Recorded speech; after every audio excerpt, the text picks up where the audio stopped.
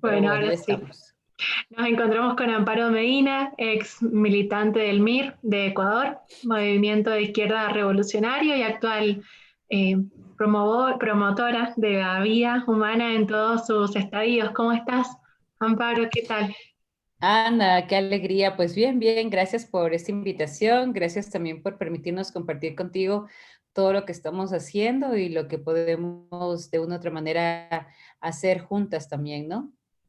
Bueno, muchas gracias a vos por darme esta oportunidad para tener este espacio en el que me gustaría conocer cuáles fueron tus primeros pasos en la militancia política, partidaria y qué te contagiaba, te llevaba a actuar, desde qué lugar. Bueno, yo empecé muy, muy joven. Yo empecé más o menos a los 13, 14 años siendo basquetbolista. Me inicié jugando baloncesto, era bastante inquieta, bastante rebelde. Entonces mi padre me invitó y me votó a un equipo de baloncesto y resulta que era buena jugadora de básquet. Entonces empecé a ser seleccionada del colegio y ya cuando estaba en la selección del colegio, varios de mis compañeros, yo no sabía, pero estaban vinculados con estos grupos de izquierda y me fueron invitando poco a poco a ser parte de unas ligas barriales, empezar a trabajar con jóvenes de barrios urbanos marginales, de extrema pobreza, para poder enseñarles a jugar básquet y así sacarles de la droga, del alcohol y darles también un sentido a su vida. Me pareció muy interesante el proyecto, de hecho fui y comencé y claro, mientras hacíamos las ligas barriales, entrenábamos, jugábamos, empezaron a darnos ciertas charlas, empezaron a vincularnos con todo lo que era el Che Guevara, la revolución, Cuba, en ese tiempo Nicaragua. Entonces, claro, fue como un enamoramiento que se fue dando desde la juventud, en donde nos comenzaron a ver la pobreza. Y claro, nosotros veíamos la pobreza, veíamos a las madres maltratadas, veíamos a jóvenes, veíamos a chicos que no tenían trabajo, no tenían derecho al estudio, estaban siendo prácticamente chicos descartables, como les decían ellos mismos, ¿no? O sea, Bien. prácticamente ese fue mi inicio dentro de todo este caminar en la línea de izquierda. O sea, mi vinculación fue desde la pobreza y un compromiso por ayudar a estos chicos, ¿no? Y claro, de ahí fue toda la ideología de la izquierda que me fue enrumbando hacia ese servicio. Bien, la verdad es que eran ideas muy loables en principio. ¿Y vos qué edad tenías, más o menos?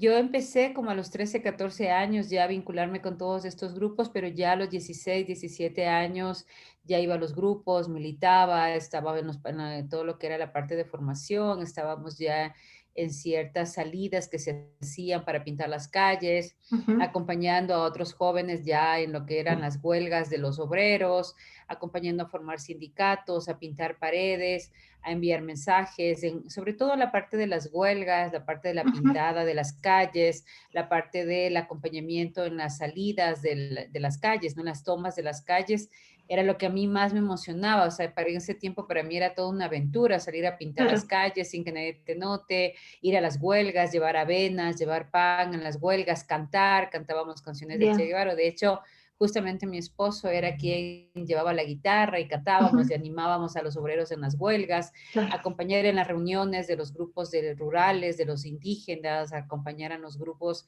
de jóvenes, formar grupos de jóvenes, formar una serie de sindicatos, formar las asociaciones, formar Bien. los grupos de mujeres, trabajar con estos proyectos, realmente era algo que me llenaba, que me fortalecía y que me comprometía más, ¿no? Tal Pero claro, cual. ahí en medio de todo eso, tú oías todo ya el tema de la iglesia, de que la culpable de todo esto era la iglesia, de que los ricos eran los culpables, de que ellos eran los Adormecía a la malos. gente. Bien. Claro, entonces había que justificar todo lo que estábamos viendo y había que justificar que todo esto se vaya cada vez mucho más profundizándose en este encuentro, en esta división de clases. Entonces, claro, absolutamente todo se suponía se solucionaba con una guerrilla, se solucionaba matando a los ricos, eliminando al poder, luchando contra la oligarquía, contra el imperio. Entonces había que luchar contra alguien para tratar de salvar a los pobres, salvar a las mujeres, salvar a los jóvenes. Entonces, claro, te van llenando de odio, te van llenando de rabia, te van llenando de ira, te van llenando de búsqueda de culpables. Entonces, todo esto genera en un joven un compromiso de, a ver, ¿hasta dónde tengo que llegar? Y si tengo que matar, pues tengo que matar. Pero yo Bien. quiero que toda esta realidad cambie. Bien, ¿alguna vez mataste a alguien?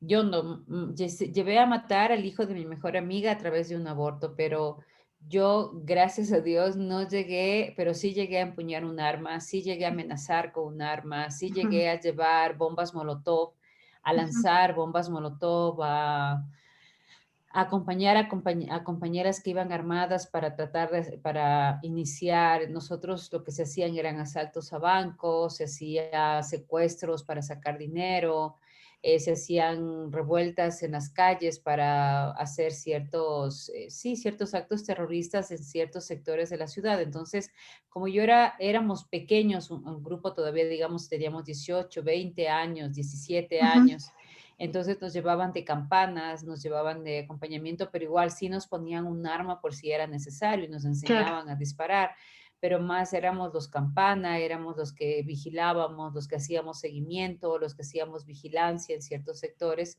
pero gracias a Dios no llegué a, sí llegué a amenazar y a poner la pistola a un obispo en la cabeza y a gente a amenazar, pero gracias a Claro. Dios nunca tuve que disparar.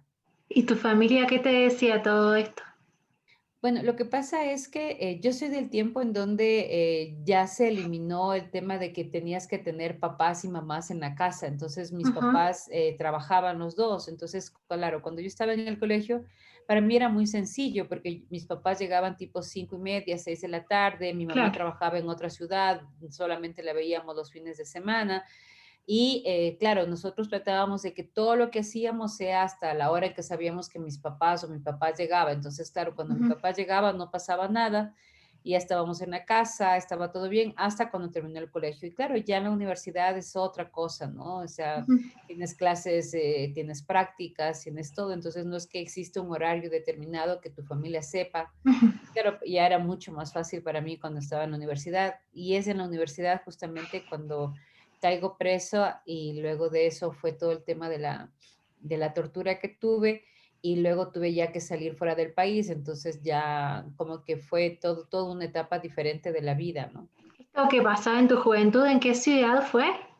Yo vivía en Quito, acá en Quito. Ya estabas en Yo Quito. vivía aquí en Quito. Ajá, sí, sí, sí, yo vivía aquí en Quito desde que tengo, de hecho, yo vine a Quito porque tuve problemas de conducta ya en el colegio en Ambato. Lo que pasa es que soy la única mujer en medio de 16 varones entre primos y hermanos. Claro. Entonces, claro, fui la consentida de los tíos, la consentida del abuelo, sobre todo, ¿no? O sea, Ujú, era la nieta mimada del abuelito, la consentida en todo lugar y en todo momento. Entonces, claro, eso me hacía bastante rebelde, bastante claro. como dueña del mundo, así como yo me voy a comer el mundo, aquí nadie me puede decir nada, porque siempre tenía al angelito de la guarda de mi abuelo para defenderme y Claro. justificarme absolutamente todo. Entonces mi papá obviamente se dio cuenta que la relación mía estaba siendo muy complicada, además era la única en medio de tantos varones. Entonces, si bien estaba con ellos, jugaba con ellos, era una más de ellos, siempre resultaba que era también la que cuidaban ellos. Entonces, mi papá se dio cuenta que no era una relación sana.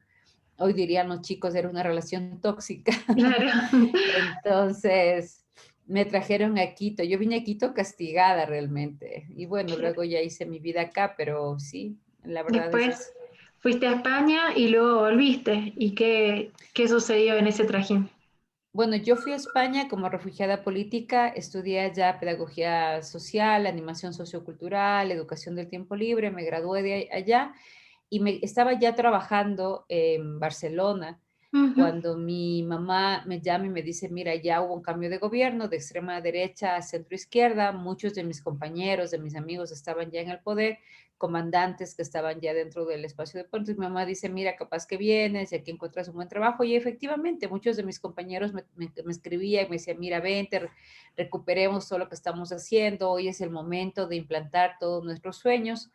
Y Wow. me vine y fui contratada como asesora de un ministro de Educación, Ujú. y formé y fundé un proyecto que hasta el día de hoy ha dado muchos frutos. Se llama el Proyecto de Educación Preescolar No Formal. Fui su fundadora, gané varios premios con varias organizaciones internacionales, UNICEF, OEA, UNESCO, porque era un proyecto de educación bilingüe en sectores rurales, acompañado de las mismas madres que estaban cuidando en la casa, eran madres cuidadoras a quienes se les formaba para desarrollar destrezas y habilidades con sus hijos de edad Ujú. preescolar. Entonces eran grupos en donde 5, 8, 10.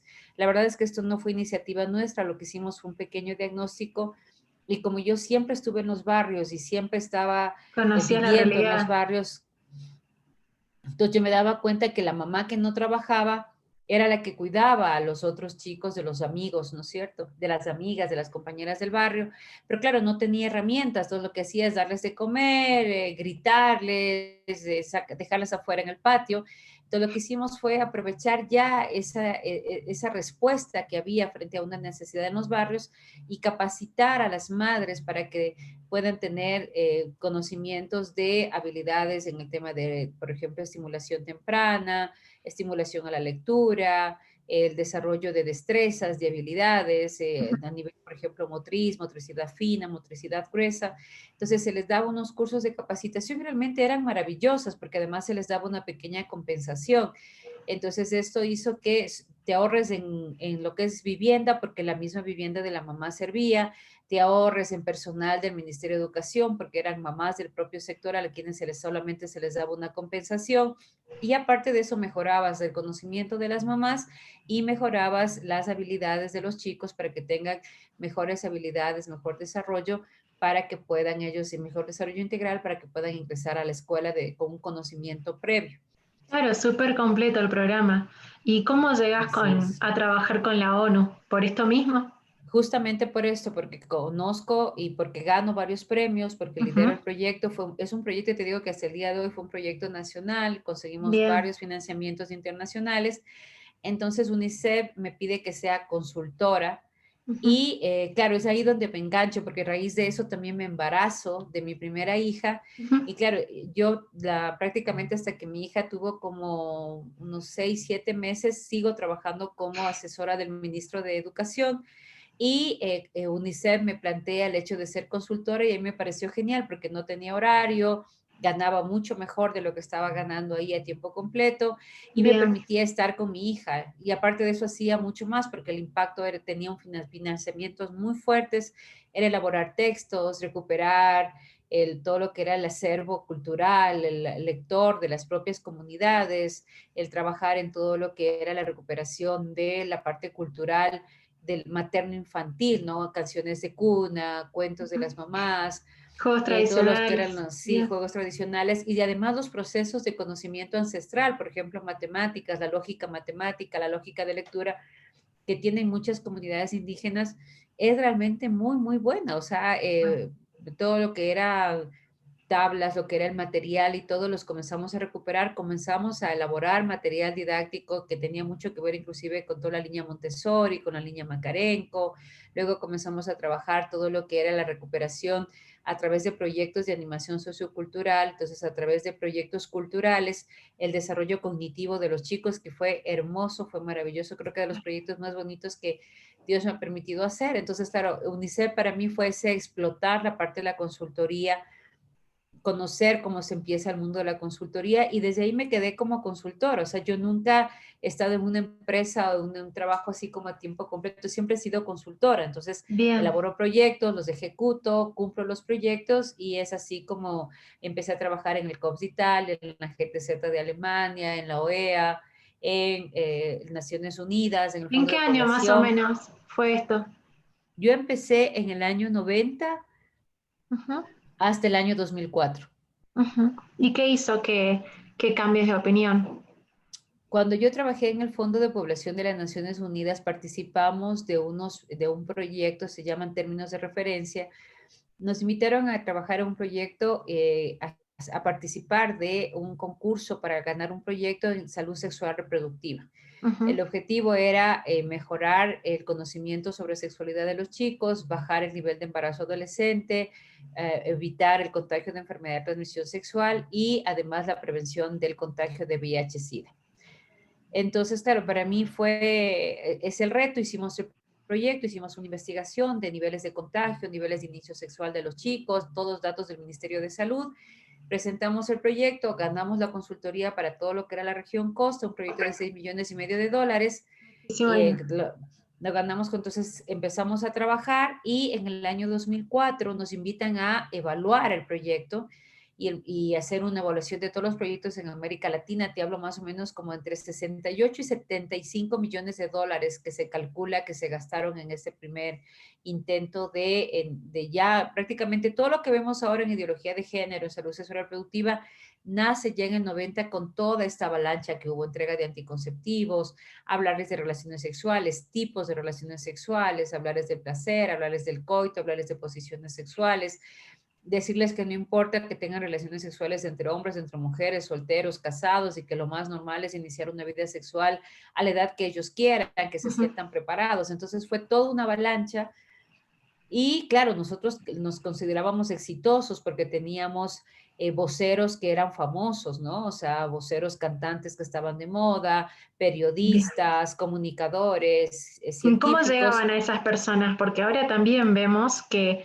hay famosos identificados con ciertas causas. ¿Cómo hacían ustedes para llegar a un Ricky Martin, por ejemplo?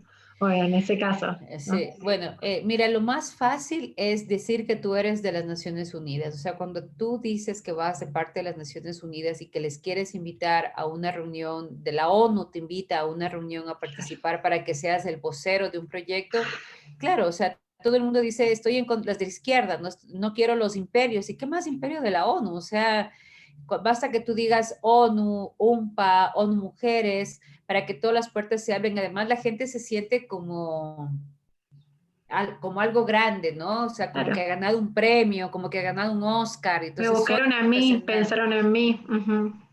Yo soy tan famoso que la ONU me está pidiendo que sea parte del proyecto. Entonces, la ONU a nivel de marketing y publicidad ha vendido también su imagen, que definitivamente tú ves cómo es el poder en todo lugar. Entonces, la ONU se le considera la última palabra, la que tiene todos los recursos, la que maneja todo el poder, la que puede decidir qué hacer, qué no hacer. Entonces, se le ha dado tanta fama y tanto privilegio que se ha convertido en un dios. Claro. Entonces, el Dios de las Naciones Unidas, nadie puede ir en contra de ese Dios, nadie puede decir nada en contra de ellos, nadie puede opinar en contra de ellos, nadie puede hacer en contra de ellos, y lo que ellos digan es el dictamen final. Entonces, claro, ante esa imagen, toda la gente se suma, ¿no? O sea, un consultor de las Naciones Unidas, cuando va a acercarse a un senador, a un congresista, a un asambleísta, no va periquito a los palotes, va el consultor de las Naciones Unidas, el delegado de las Naciones Unidas, el oficial de las Naciones Unidas, la consultora de las Naciones Unidas. Entonces, nadie te dice que no, o sea, alcaldes, gobernadores, congresistas, políticos, en donde sea te abren las puertas y ya te digo, se sienten privilegiados, porque además tú vas con dinero, o sea, no es que es así nomás, o sea, tú vas y le dices al gobierno, te voy a meter $100,000 en tu alcaldía para implementar un proyecto de salud sexual reproductiva que va a mejorar los derechos sexuales de los Claro. chicos, que va a mejorar la salud sexual de las mujeres, que va a evitar el embarazo adolescente, que va a evitar el contagio de VIH-Sida. Entonces tú lo que dices es Bienvenidos, gracias, claro. Bien. firmas el convenio y además te dan dinero, te dan los técnicos, porque tú no tienes que hacer nada. Lo único que tienes que hacer es firmar y permitirme que yo trabaje. Entonces el colegio no tiene que gastar recursos extras porque tienen que ser sus propios estudiantes. Además, el ministerio con el convenio que firma está obligado a hacer eso. Se le evalúa para ver si es que llegó o no llegó, porque además si el gobierno no cumple con esto, Ujú. se convierte prácticamente en un enemigo de los proyectos de las Naciones Unidas, Claro. ¿no? O sea, es más o menos, es un país retrasado, es un país que no cumple, es un país que se va a ir a la quiebra, es un país que va a enfermar, es un país con embarazo adolescente. Por eso yo siempre me río cuando dicen, es que el país ocupa el quinto lugar a nivel mundial en embarazo adolescente. Entonces tú dices, ¿gracias a quién? Ustedes están metidos en las escuelas y colegios de nuestros hijos desde el año 1988. Entonces, lo que ustedes están denunciando es lo que ustedes han hecho, la consecuencia de sus proyectos, de sus programas, de la entrega de anticonceptivos, de la entrega de decirles que pueden hacer lo que les dé la gana con su cuerpo. Entonces, el resultado que estamos hoy viendo es justamente el resultado de los programas de salud sexual y reproductiva de las Naciones Unidas desde el año 1990 hasta el año 2021 en nuestros países. Entonces, los únicos culpables, si aquí hay un culpable y con nombre y apellido, se llama Organización de las Naciones Unidas, Fondo de Población de las Naciones Unidas, Organización Mundial de la Salud, Organización Panamericana de la Salud, porque además es dinero que viene en un lado como préstamo y en otro lado como donación. Y ese dinero está siendo utilizado supuestamente para mejorar los objetivos de desarrollo del país y lo que vemos es un desastre. Otro resultado. Uh-huh. La ONU y quién más, o sea, hay otras organizaciones internacionales trabajando Mira, con ellos, esos buscan apoyo, no es necesario, ¿cómo hacen para trabajar en cada país? Mira, lo que sucede es que existen organizaciones que son benefactoras, financistas y otras que son técnicas y otras que son operativas. Entonces, es todo sí, es un organigrama de organización. Entonces, en primer lugar están las farmacéuticas, porque ¿de dónde saca las Naciones Unidas o de dónde saca IPPF el dinero para poder implementar estos programas? ¿Eh? Definitivamente hay alguien que financia. ¿Quién financia? Son las farmacéuticas. Las farmacéuticas vienen en la ayuda de las Naciones Unidas a decirle, miren, no se preocupen, hagan todos los proyectos que quieran, aquí están los millones de dólares que ustedes necesitan. Pero no pueden y financiar directamente porque sería ya de lo más descarado que se financie la compra de anticonceptivos a la empresa que ella elabora los anticonceptivos, ¿no es cierto? Entonces lo que hacen es una vez que financian los proyectos, hay que ponerles nombre y apellido. Se buscan organizaciones internacionales que estén trabajando en el tema y que tengan la capacidad financiera como para poder justificar y capacidad de gasto para poder justificar el dinero. Entonces ahí está la IPPF, está ahí Rockefeller, están ahí la Fundación Ford, está ahí las organizaciones de mujeres. Entonces ellos reciben el dinero y la IPPF firma convenios con las Naciones Unidas, con el Fondo de Población de las Naciones Unidas, con gobiernos como los de Estados Unidos, por ejemplo, Biden es el mejor ejemplo, ¿no? Entonces ahora se han unido, están grupos de pedófilos, están grupos de homosexuales que con todo ese dinero se unen y hacen convenios con estas organizaciones internacionales y el momento que tienen estos convenios, obviamente tienen que bajar a los países. ¿Cómo se hace? Las Naciones Unidas con este dinero que ha fondeado y con estos equipos que ha hecho convenios, firma convenios con los estados a través del Ministerio de Educación, Ministerio de Salud, la Cancillería, y ese dinero ingresa ya como proyecto de salud sexual reproductiva, proyecto de prevención de embarazo, proyecto de prevención de contagio de VIH-Sida, proyecto de prevención de abortos ilegales, ¿no es cierto? Porque para ellas el aborto ilegal es como que matara, pero el aborto legal no mata, que es un absurdo, igual mata, el legal o ilegal mata. Entonces, el momento que se da este proceso, llega el dinero. El momento que está en el país es increíble, pero ¿quiénes ejecutan el proyecto? Por un lado, el Ministerio de Educación, para no gastar dinero, capacitando a los médicos y a los educadores para que sean ellos los distribuidores de los productos y además los que hacen el acompañamiento en el uso de estos productos. Luego tienes el dinero en las ONGs, porque la gente por sí sola, o sea, si a una mujer le dices, le voy a dejar estéril, le voy a matar su hijo, No. le voy a dejar un síndrome posaborto, nadie va a querer. Entonces, contratan un grupo de ONGs que llegan a las escuelas, llegan a los colegios, llegan a los grupos de jóvenes, llegan a los medios de comunicación, llegan a la academia, en donde a los jóvenes se les vende la parte bonita de de esta revolución cultural, ¿no? Entonces se les dice, miren, lo hermoso que es acostarse con 20, 30, 40 personas, el tener orgasmos con 50 personas, que todo va a ir bien, que todo es chévere, que todo es cuestión de un orgasmo y que no pasa absolutamente nada. Y lo lindo que es abortar, porque matar a un hijo es lo que te va a hacer libre. Si tu marido te pega, aborta. Si tu marido te es infiel, aborta. Si eres pobre, aborta. Si eres joven, aborta. Si eres estudiante, aborto. Si el embarazo te causa estrés, aborto. Ellos todo lo solucionan con aborto.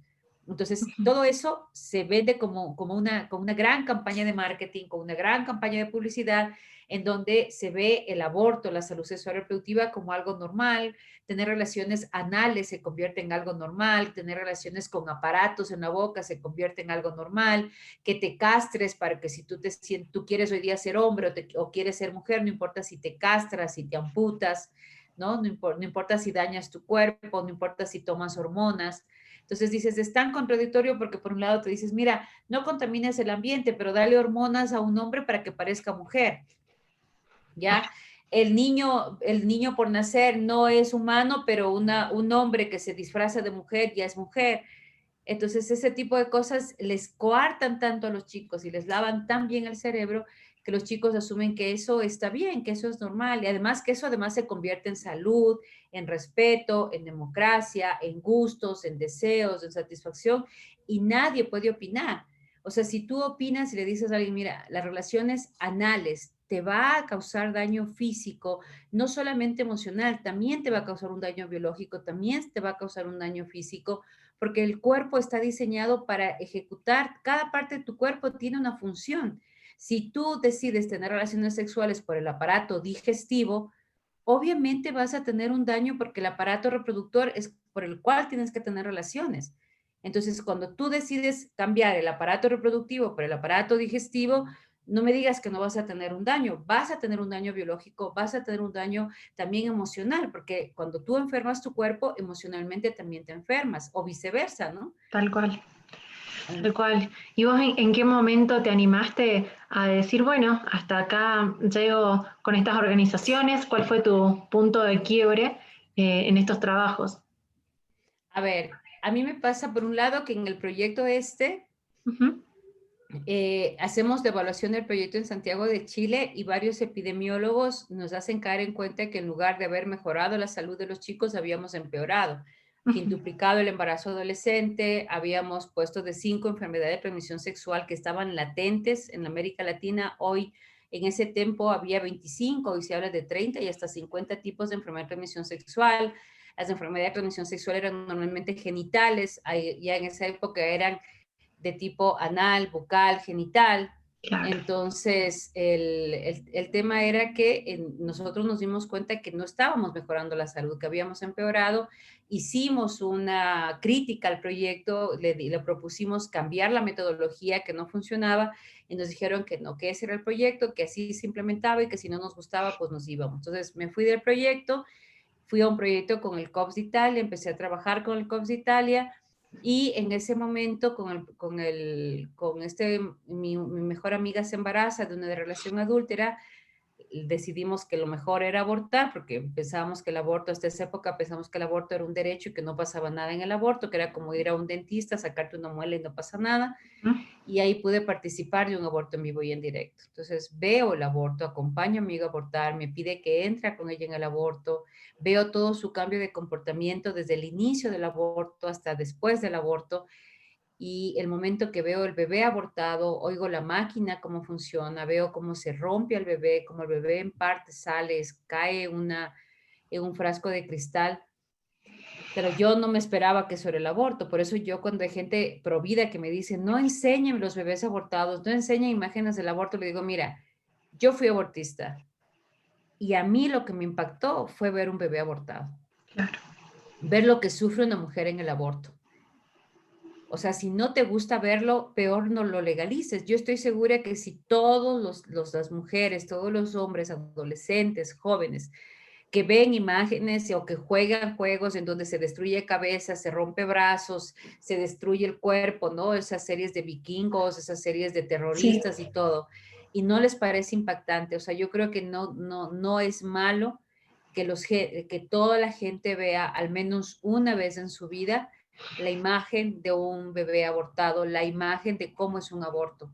Porque cuando tú ves lo que es el aborto, a mí lo que me impactó fue ver el aborto ver cómo se hacía un aborto, ver cómo el bebé caía destrozado, ver las cucharetas desde la más gruesa y pequeña hasta la más delgada y larga que entraban en el cuerpo de mi amiga, cómo mi amiga se desangraba en una mesa del aborto totalmente indefensa, ver cómo quedó con la mirada clavada en el techo, ver los restos del bebé, cómo el tipo cuenta los restos del bebé para ver que no había quedado nada dentro, cómo lo bota en el servicio higiénico con la frialdad que se da todo. Y luego cuando el tipo que le embarazó a mi amiga, lo único que hizo fue venir y pagar y largarse, dices, no, esto no es un derecho a la mujer. O sea, Al el derecho a la contrario. mujer, ¿por dónde? ¿Dónde está el derecho de la mujer? Díganme, explíquenme, ¿no? Entonces yo les decía a mis amigas, ¿dónde está el derecho de la mujer?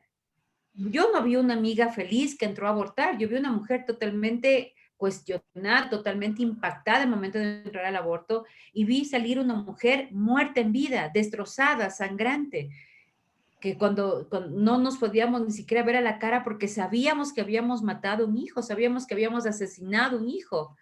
Entonces, claro, eso fue lo que a mí realmente desde la parte atea, desde la parte feminista, desde la parte pro aborto, me mató. O sea, a mí ese momento comencé a cuestionar casa adentro y luego a raíz de todos esos cambios comencé a cuestionar el proyecto de salud sexual reproductiva y género, comencé a cuestionar el tema del aborto, me metí durísimo y enfrenté muchísimo el tema dentro de los mismos grupos feministas de izquierda Qué y difícil, en porque estabas noviembre, con ellos. claro, y en noviembre tengo una experiencia con la Santísima Virgen María, tengo un encuentro personal con ella, con Cristo a través de la Virgen María, y bueno, ya, ahí sí ya cambió mi vida. El 27 de noviembre del 2004 inicia otra vida para mí, me di cuenta de todos mis pecados, pude ver todos mis pecados, todos, y me di cuenta que realmente si yo ese momento me moría, estaba condenada a vivir un sufrimiento para toda la eternidad, en un sitio horrible, en un sitio espantoso, en un sitio que apesta, que es horrible y que lo que hace es levantarte la culpa, el odio contra ti misma por todo lo que tú hiciste. Es un sitio donde todo es odio, donde todo es sucio, donde todo es porquería, donde tu culpa te arrastra y el dolor es terrible de haberte perdido la presencia de Dios, de perderte la presencia de la Virgen María. Es terrible, o sea, el sufrimiento, el dolor, la ira, el odio, es todo ahí mismo, el asco que te da a ti misma.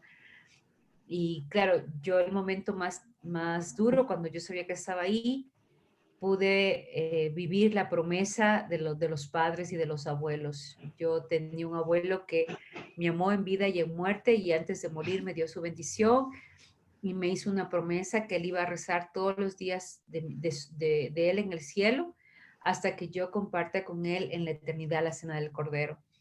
Cuando yo estoy en la parte más terrible, ya viviendo la parte del infierno, yo veo un hombre blanco como un niño, como unos 40 años, como un niño así arrodillado, guapísimo, y lo reconozco, era mi abuelo, y se me vino enseguida una oración que él decía: Señor, que me alcance tu misericordia antes que tu justicia, y comencé a gritar. Y realmente, si fue una de las razones por las que estoy aquí, es porque mi abuelo en el momento más terrible de mi vida, más oscuro de mi vida, él intercedió para que realmente la Virgen María venga por mí. Yo fui consagrada a la Virgen María 17 años seguidos, desde el momento de mi nacimiento, desde antes de que nazca. Mi abuelo me dijo que si era mujer, le pertenecía a la Virgen María, y luego me consagró 17 años después, y realmente yo le debo mi conversión, mi cambio de vida a las oraciones de un abuelo, la intercesión de los santos en el cielo, de la oración de mi abuelo, que hizo que, te digo, que hizo que se abra el cielo y pueda darme cuenta de lo que me estaba perdiendo, del manjar, de la dulzura, del amor, de la ternura, de ese amor inmenso y misericordioso que me estaba perdiendo, para que despierte y pueda volver a los brazos del Señor. Qué impresionante. ¿Y cómo empezaste ese nuevo camino? Muy difícil. Muchos piensan que la Pero, conversión es un acto de magia. Muchos piensan que uno dice, ya empecé mi conversión, ¿no? Y no, no es ajá, así. Fue muy duro. Tienes que romper con amigos, tienes que vivir la burla inclusive de tu propia familia, ¿no? Vieja curuchupa, vieja mojigata, traga hostias, o sea, me han dicho de todo. Y claro, quedas como, hay una serie mexicana que no sé si llega a Argentina, pero se llama La India María.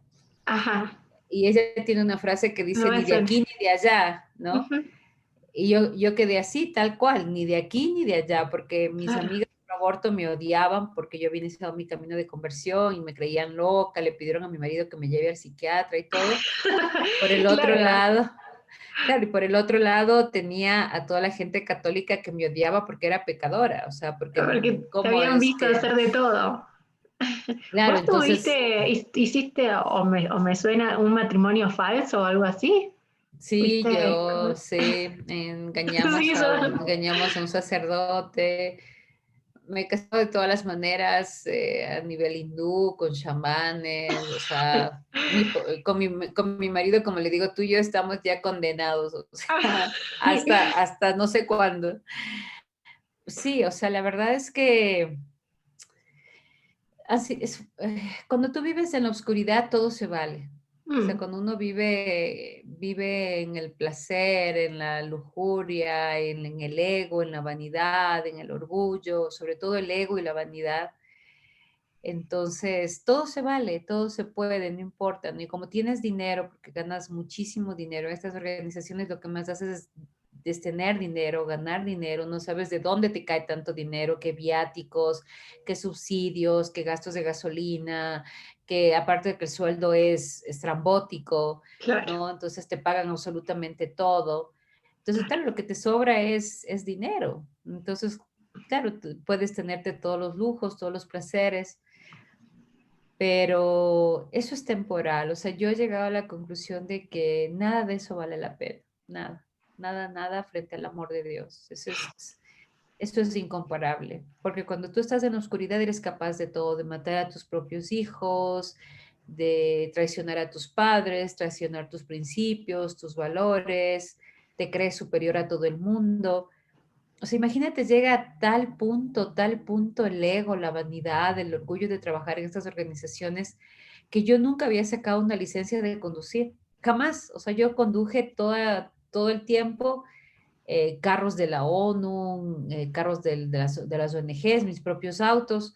Y lo Ujú, único que tenía era un carnet que decía consultora, Fondo de Población de Naciones Unidas, proyectos, el proyecto tal que esté, ¿no es cierto? Entonces, bien, cuando te preguntaban, tú sacabas el carnet y nadie te decía nada, o sea, sí. claro, O sea, yo impresionante. cuando yo dije, bueno, como siempre digo, volví a la vida civil, a la vida normal, a la vida de cualquier cristiano, claro, tienes que sacar licencia. Cuando tú eres pro aborto, te llenan de dinero, te llenan de lujo, te llenan de poder, te llenan de fama, te ponen auditorios llenos, te ponen los medios de comunicación, las cámaras de televisión, te ensalzan, te endulzan el oído, eres el mejor técnico, te pagan muy bien, o sea, eres más o menos un astro de Claro, televisión, ¿no? sí. Pero cuando tú eres pro vida, te insultan, te gritan, te denigran, te calumnian, ¿no? Y como siempre, te calumnian los de adentro y los de afuera.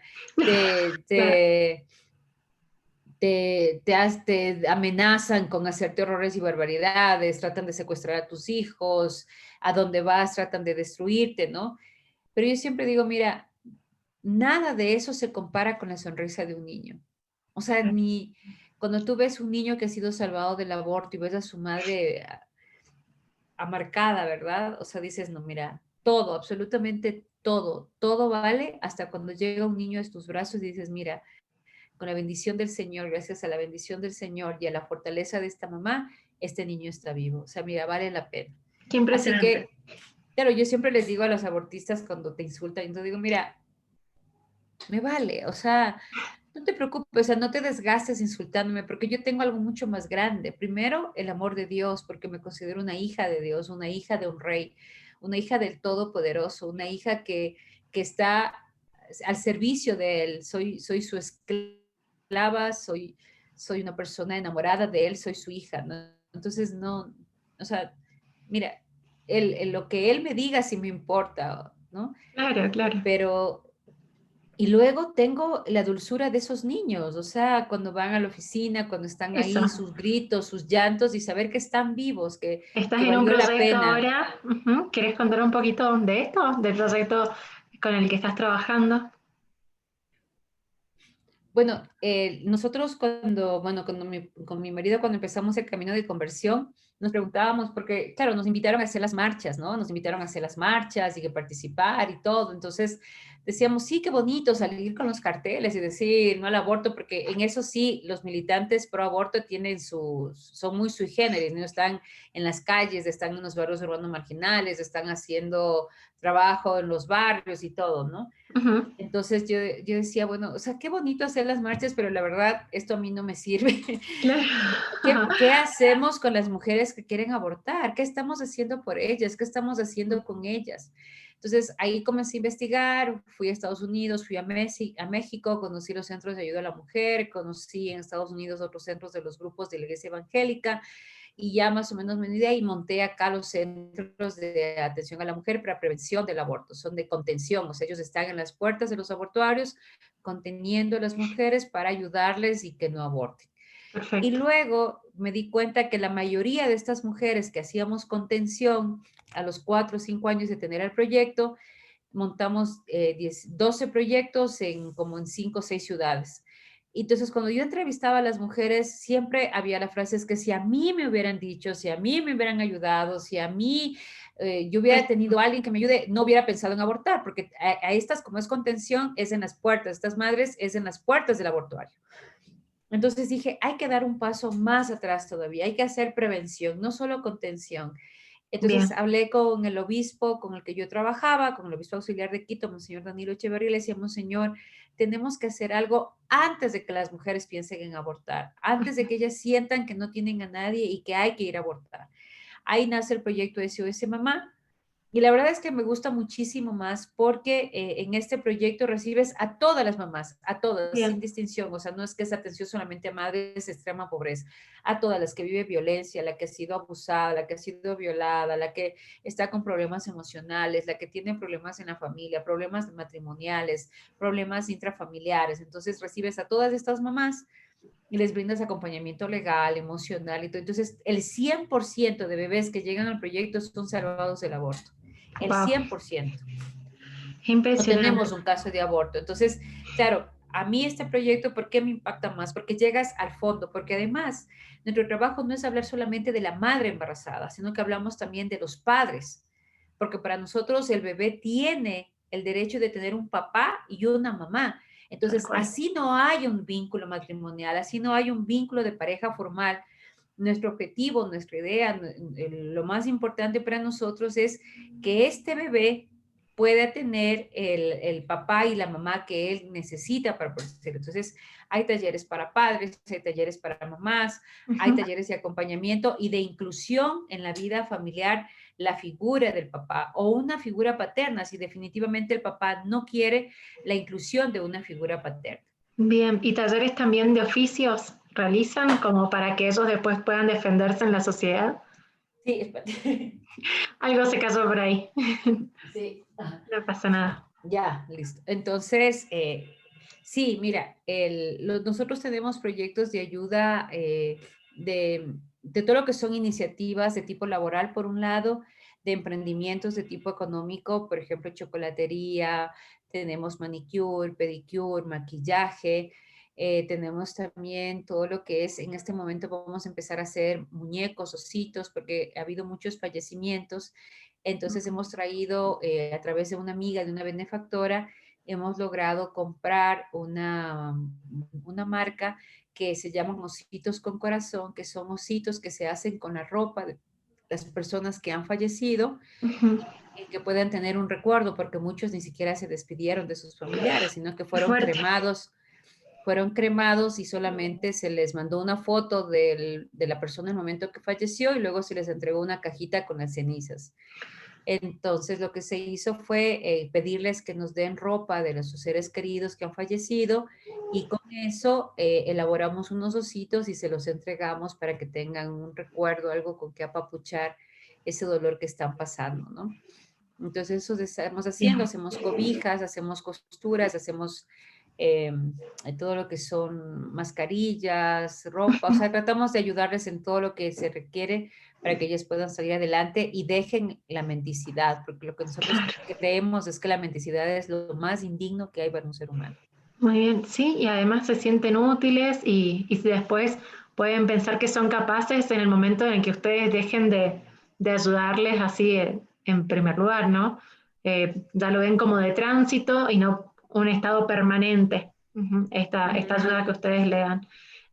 Bueno, nosotros en Argentina tenemos recientemente aprobado el aborto, ni siquiera fue despenalizado, directamente lo empujaron de esta manera desde grupos de extrema izquierda y grupos de mujeres que sostienen que nos representan. A mí no me representan, Amparo, y creo que muchas pensamos así. No, Eh, ninguna. y realmente es una herida, creo, lo que tenemos ahora, que, que bueno, que estamos tratando de sanar y de pensar, bueno, ¿cómo seguimos? ¿Sí? Sí, hacemos marchas, sí existe Gravia, Frente Joven, pertenezco a Frente Joven, tenemos dos proyectos Crecer y Defensores de Mamás, que es similar a lo que me has estado compartiendo, que hacen, se trabaja en las villas con las mujeres y bueno, en Gravia también se las ayuda, llaman por teléfono cuando se sabe de alguna mamá que está pensando en, en abortar y demás. Pero bueno, algunos no conocen estos proyectos o están pensando cuál es su perfil y desde dónde pueden sumar. Y otros están como muy desesperanzados y gente fuera de Argentina que me dice, si a ustedes se lo aprobaron, a nosotros qué nos queda, si han luchado tanto y en mi país se hace poco y nada, ¿no? Entonces, ¿qué podemos hacer? ¿Qué podemos decirles a esas personas para que tengan ánimo y quieran seguir adelante defendiendo la vida?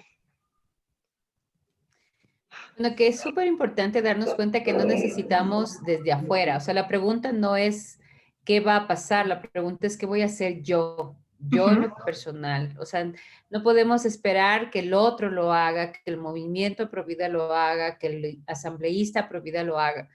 En primer lugar, es lo que yo estoy haciendo con mi familia, con mis hijos, con mi comunidad, porque así seamos 100 personas, estas 100 personas que somos providas y topamos en cuenta que mi comunidad, mi familia, mi grupo es lo más importante, quiere decir que yo tengo a mi alrededor 100 personas mínimo con las cuales yo tengo que comprometerme a trabajar para que tomen conciencia qué es el ser provida, quién es el niño por nacer, la importancia y el don tan maravilloso que es la maternidad, por qué la maternidad es una gracia, por qué la maternidad es un regalo, lo importante de la influencia del papá, que si fuiste tan macho de ser un hijo o una mujer, tienes que ser tan macho de asumir la responsabilidad con ese hijo y que ujú, lo que tú como hombre hagas a una mujer es lo que mañana le van a hacer a tu hija cuando tú tengas una hija mujer. Entonces yo tengo que ser responsable de mi hija desde antes, no el momento que tengo una hija, antes de casarme, antes de ser papá.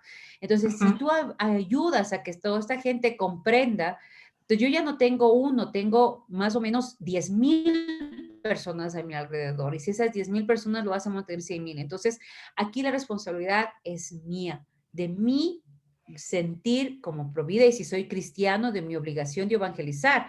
Porque en la misa, cuando tú vas a misa los domingos y te dicen, podéis ir en paz, vayan y evangelizar. No te están diciendo, vaya a dormir y vaya, todo lo que escuchó en la Claro. misa, ahora vaya y acuéstese en la almohada. No. O sea, si tú vas a misa los domingos es porque el Señor quiere que lo que tú recibes de alimento en la misa, salgas y lo entregues a los demás. El Señor dijo, id y multiplicad. Esa es la orden que el Señor nos dio. Entonces, ¿cuántos de nosotros estamos cumpliendo con ese mandato? Porque si tú esperas que el grupo Provida haga, ¿no? O sea, yo siempre digo, cuando la gente dice es que mucho poco se hace, bueno, la pregunta es qué estás haciendo tú. Claro. Porque yo puedo decir lo que estoy haciendo, yo puedo hablar en primera persona de lo que yo estoy haciendo. La pregunta es qué estás haciendo tú frente a esto, porque tú no puedes esperar que yo, que estoy en un grupo Provida o que yo que estoy haciendo más, solucione el mundo, o que el asambleísta, el congresista, el senador que se la está jugando ahí adentro y que está poniendo la cara, sea el que solucione la paz mundial, o sea, no. Entonces aquí yo creo que la responsabilidad es todos, porque si solamente saliste a la marcha el día que iban a legalizar el aborto y antes de ese día nunca fuiste capaz de dar un taller, de dar un curso, de hablar con tus hijos, de hablar con tus compañeros de oficina, con tus compañeros de aula, con la gente que estaba a tu alrededor, pues déjame decirte que más culpable que el senador que se dio la vuelta eres tú, que no hiciste nada. Porque pues, si piensas que solamente ir a una marcha, solamente ir y llevar un cartelito y decir no al aborto es lo que hay que hacer, qué equivocado estás. No eres un provida, no eres un militante, no eres un apóstol. Eres un novelero que se asustó con el tema del aborto.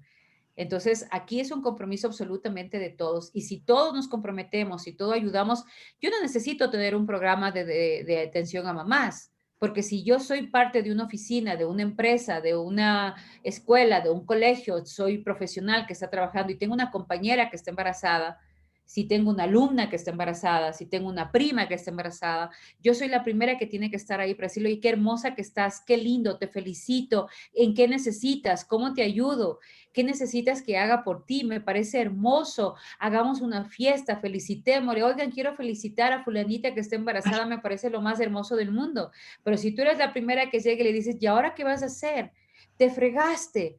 Es que no tienes televisión en la casa. O sea, si esa mujer ya estaba cargando la culpa, porque hoy es una culpa ser mamá, es una culpa embarazarte, y encima más hay alguien que no le apoya, sino que le dice, oye, ¿y ahora qué vas a hacer?